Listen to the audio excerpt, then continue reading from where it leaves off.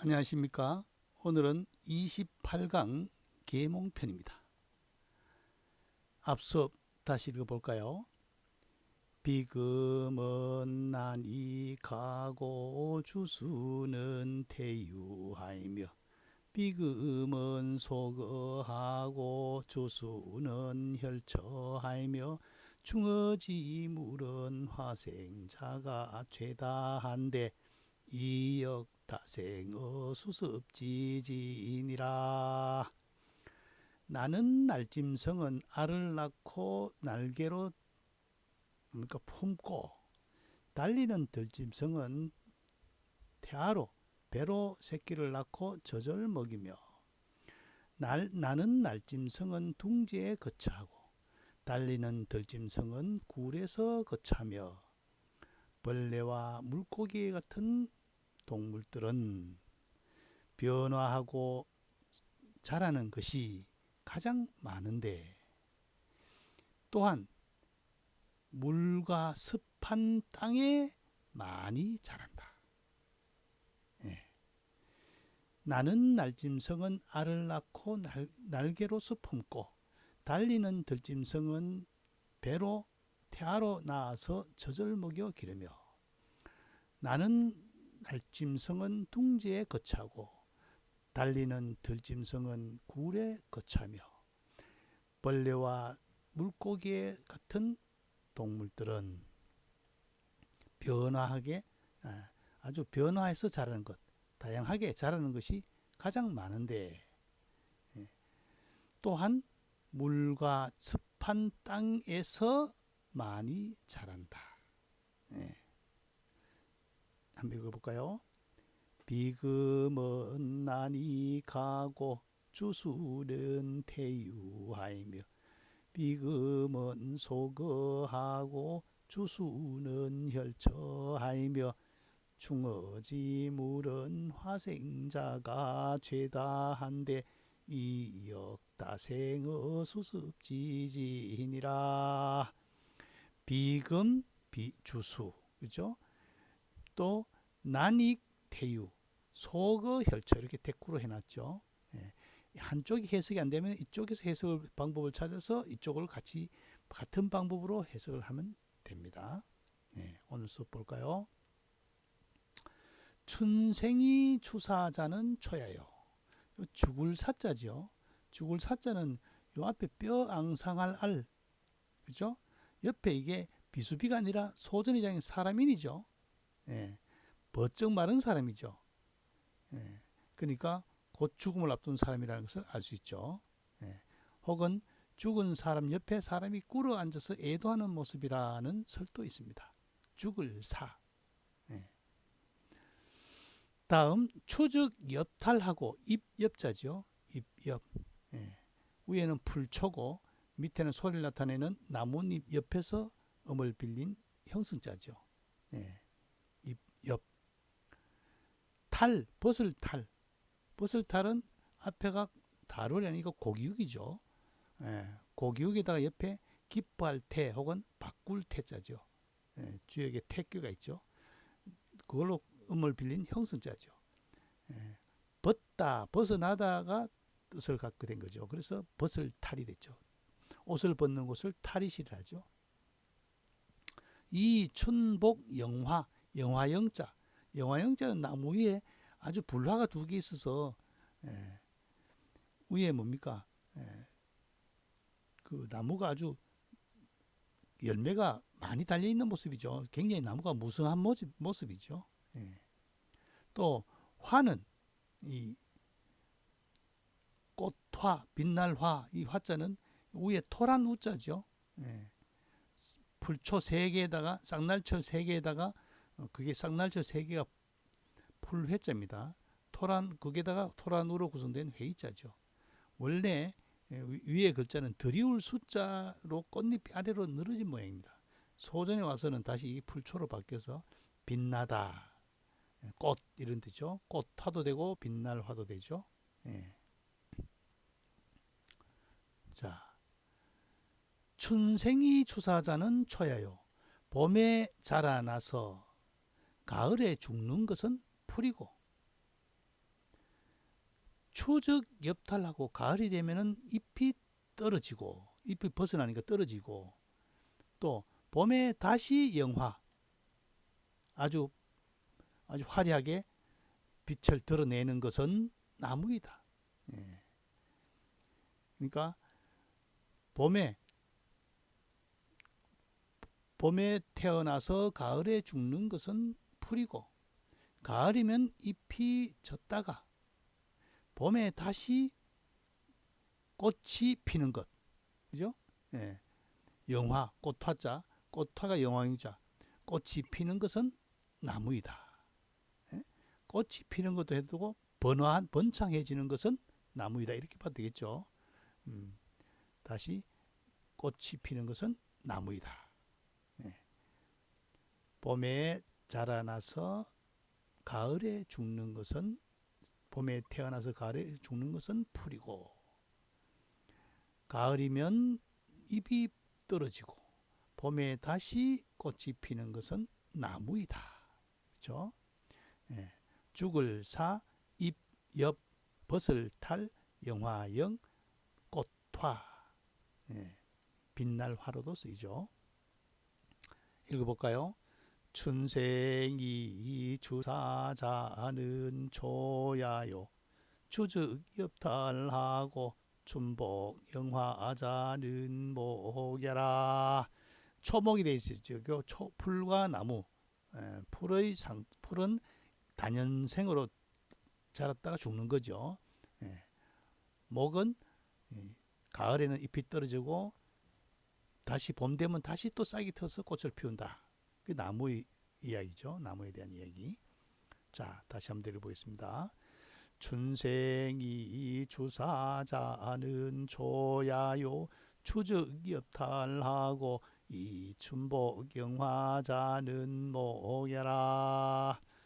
생과 사를 춘추로 대를 해놨죠. 예. 이거는 엽탈과 영화로 대가 났죠. 가을이면은 다 잎이 떨어졌다가 봄이 되면 다시 영화를 누리는 것은 바로 나무이다라는 것입니다. 오늘 새로 배운 자는 죽을 사, 잎, 엽, 벗을 탈, 영화영, 꽃화, 빛날 화 그렇습니다. 다음 볼까요? 기엽은 창취요. 창자는 풀을 창자죠. 풀초와 밑에 이름이 창고창, 꽃집창이죠. 창에서 음을 빌린 형성자죠. 풀빛이 푸릇하는 거죠. 취는 빛이 친데 빛이색. 이것도 푸른색에 가까운 거죠. 이것도 위에 기뚜와 밑에 마치를 졸여서 음을 빌린 형성자죠. 원래는 빛이색 새인데 여기서 빛이 색을 나타냅니다. 기엽은 창치요. 그 잎은 푸르고 그렇죠. 빛이색도 푸른색입니다. 기화는 오색이니 그 꽃은 오색에 되니 오색이 뭡니까? 청, 황, 적, 백, 흑이죠. 청색, 황색, 붉은색, 흰색, 검은색이죠. 검은색, 장미가 흑장미도 있죠. 그 잎은 푸르고 그 꽃은 오색이니 그렇죠. 기근이 심자는 지엽이 필무하고 기유하자는 필유실이니라. 기근이 심, 깊을 심자죠. 깊을 심은 뭐가 깊어요? 물이 깊으죠. 깊을 심, 물수와 옆에 무릅쓸 미에서 음을 빌린 형성자죠. 하천의 이름인데 이게 깊은 물이라서 깊을 심자가 됩니다. 가지 지자는 나무목 옆에 지탱할지죠. 지탱할지, 지탱할지에서 음을 나타낸 거죠. 가지지, 나무 가지죠. 가지지. 그다음 반드시 필은 원래는 그 뭡니까? 자루 빗자의 본래자입니다. 앞에 나무목이 들어가는 거. 자행이 원래 뭡니까? 손에 국자를 든 모습이죠. 옆에 물방울이 떨어지고 그 위에는 그 한 손으로 자루를 표시한 지사자입니다. 이게 반드시라는 뜻으로 가차된 자입니다. 반드시 필. 무승할 무는 불초 밑에 천간무자죠. 가불병정무 가불병정무 다섯째 천간무자죠. 그래서 불초가 들어가서 무성하다 이 뜻이 된 형성자가 된 거죠. 무성할 무. 시경 소화에서는 이게 소나무와 잣나무가 무성하다 할 때 이때 무자를 쓴다고 해놨습니다. 기유하자는 필유기실 열매실자죠. 위에 진면 밑에 꿰관 집안에 검은 보화가 가득 차 있다. 본뜻은 재물과 양식이 풍족해서 부유함을 표시했는데 여기서 이제 꽉 찬 열매의 뜻으로 쓰이게 된 거죠. 열매실. 풀을 창 빛이 취 깊을 심 가지지 반드시 필 무성할 무 열매실. 그렇죠. 기엽은 창치요 그 잎은 푸른색이고 기화는 오색이니 그 꽃은 오색이 있으니 기근이 심자는 그 뿌리가 깊은 것은 지엽이 필무하고 가지와 잎이 반드시 무성하고 기유하자 그 꽃이 있는 것은 꽃이 피는 것은 반드시 뭐가 있다? 열매가 있다. 열매를 맺는다. 꽃이 펴서는 꽃이 왜 펴느냐? 열매를 맺기 위해서 꽃이 핀다 이 말이죠. 그래서 그 뿌리가 깊은 것은 가지가 뭡니까? 뿌리가 깊은 것은 가지와 잎이 반드시 무성하고, 그죠? 뿌리 깊은 남간 바람에 아니 멜세, 아니 흔들린다, 그렇죠? 뿌리가 깊은 것은 반드시 가지와 잎이 무성하고, 꽃이 있는 것은 반드시 열매를 가지게 된다. 열매를 맺는다, 이 말이죠. 지금 이 이야기는 뭡니까? 나무에 대한 이야기죠. 초목에 대한 얘기죠. 초목, 풀과 나무. 그 잎은 푸른색이고, 그 꽃은 오색에 해당되니, 청황적백의 오색에 해당되니, 그 뿌리가 깊은 것은 가지와 잎이 반드시 무성하고, 이때는 가지는 나무까지겠죠, 그죠? 나무목이니까. 그 꽃이 있는 것은 반드시 열매가 있다. 꽃이 피면 반드시 열매를 맺는다. 논어에 아주 유명한 말이 있죠. 싹이 터서 꽃을 피우지 못하는 것이 있고 꽃을 피우고도 열매를 맺지 못하는 것이 있다. 학문의 완성을 못하는 사람, 가다 중도에 포기한 사람을 얘기할 때 하는 수 있는 얘기죠. 꽃이 폈으면 반드시 결실을 봐야죠. 열매가 있다. 아주 재밌는 이야기입니다. 읽어볼까요? 기엽은 창취요 기화는 오색이니 기근이 심자는 지엽이 필무하고 기유하자는 필유기실이니라. 구태여 이 거기자를 이렇게 다 지시대명사를 넣은 이유가 뭘까요? 그 잎, 거기자는 그 나무의 잎이죠. 나무의 잎이 푸르고 그 나무의 꽃이 오색이고 그 나무의 뿌리가 깊은 것, 그 나무에 꽃이 있는 것은 반드시 열매가 맺는다, 이런 이야기죠. 한자에서는 필요 없는 글자는 없습니다.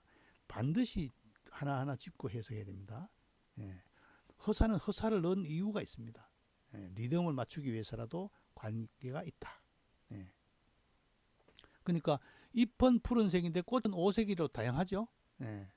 또 뿌리와 가지, 그 다음에 꽃과 열매, 이렇게 대를 이루어서 설명을 해놨죠. 굉장히 쉽게 설명이 되어 있죠. 다시 한번 읽어볼까요? 기엽은 창취요 기화는 오색이니 기근이 심자는 지엽이 필무하고 기유하자는 필유기실이니라. 한 번 더. 기엽은 창취요 기화는 오색이니 기근이 심자는 지엽이 필무하고 기유하자는 필유실이니라. 자, 다음 볼까요? 풀초의 붓으로 구성된 자. 지금 계몽편이라서 7급, 8급, 6급, 5급까지만은 풀초해야 되는 것을 뽑아봤어요. 쓸고는 풀초 밑에 예꽃자죠. 풀이 오래되면 맛이 없습니다. 상추가 맛있어도 오래된 것은 써서 못 먹습니다. 풀이 오래되면 쓰고, 사람 오래도록 살면서 뭡니까? 괴로움을 많이 겪죠. 쓸고 괴로울고. 떨어질 낙은 이 물이름 낙에서 음을 빌린 형수자죠. 낙동강할 때 이 물이름 낙입니다. 떨어질 낙. 뭐가 떨어집니까? 잎이 떨어지겠죠. 풀초니까. 일만만은 전갈 모양을 본떠자죠. 전갈이 독치고 위에는 전갈 발입니다. 양약. 요것도 재밌는 자죠. 풀초 밑에 즐길락. 요 풀을 먹으면은 즐거움이 오는 게 약이죠. 약초죠. 입, 엽. 요것도 엽에서 음을 빌린 형수자죠. 풀초가 돼가서 입, 엽이 되고, 풀초 없고 앞에 벌레 중을 하면은 나비, 접이 되죠. 나비, 접을 왜 있었을까요? 나비가 꼭 입 모양이, 나뭇잎 모양이죠. 꽃뿌리형은 가운데 앙에서 음을 빌렸죠. 풀인데 꽃뿌리형 가운데 앙이 들어가서 꽃뿌리형. 꽃화는 될화에서 음을 빌린 형수자죠. 꽃이 풀에서 변화가 돼가지고 꽃이 나온다. 꽃화자죠. 쓸고 괴로울고 떨어질 낙 일만만 양약 입엽 꽃뿌리형 꽃화. 풀초 부수지만은 일만만 같은 경우는 정갈의 발굽 모양이죠. 전혀 다른 뜻으로 쓰이겠죠. 자, 오늘 수업 다시 읽어볼까요? 춘생이 주사자는 초야요 추적엽탈하고 춘복영화자는 모야라. 기업은 창취요 기화는 오색이니 기근이 심자는 지업이 필무하고 기유화자는 필요실이니라. 한 번 더. 춘생이 주사자는 조야요 추적엽탈하고 이 춘복영화자는 모야라. 기업은 창취요 기화는 오색이니 기근이 심자는 지업이 필무하고 기유화자는 필요실이니라. 봄에 자라나서 가을에 죽는 것은 풀이고 1년 초. 그죠? 가을이면 잎이 떨어지고 봄에 다시 잎이 자라나서 꽃을 피우는 것은 나무이다. 그 잎은 푸른색이고 푸르고 빛이 색이고 그 꽃은 오색이니 정황적백적의 5색깔의 꽃이 있다면죠. 기근이 심자 그 뿌리가 깊은 것은 가지와 잎이 반드시 무성하고. 여기서 이제 참 중요한 게 한문하는 데서는 그 근본을 이야기하죠. 근본이 튼튼해야 가지가 무성한 거죠. 기유화자는 필요시니라. 꽃이 있는 것은 반드시 열매를 맺게 된다. 꽃을 피우는 것은 왜 꽃을 피우느냐? 반드시 열매를 맺기 위해서다. 열매를 맺어서 어떻게 됩니까? 다시 후생을 태어나게 하는 거죠. 후손을 태어나게 하는 거죠. 아주 내용이 대꾸로 돼 있으면서도 아주 조리 있게 돼 있죠. 초목을 이야기했죠. 초와 목 구분했고, 그 다음에 오색,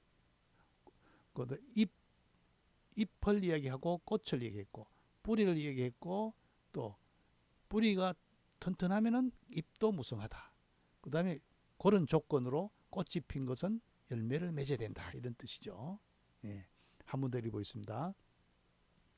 춘생이 주사자는 초야요 추적엽탈하고 이 춘복영화자는 모야라. 기업은 창취요 기화는 오색이니 기근이 심자는 지업이 필무하고 기유화자는 필요시리니라. 한 번 더. 춘생이 주사자는 초야요 추적엽탈하고 이 춘복영화자는 모야라. 기업은 창취요 기화는 오색이니 기근이 심자는 지업이 필무하고 기유화자는 필요실이니라. 네, 오늘 수업 여기서 마치겠습니다.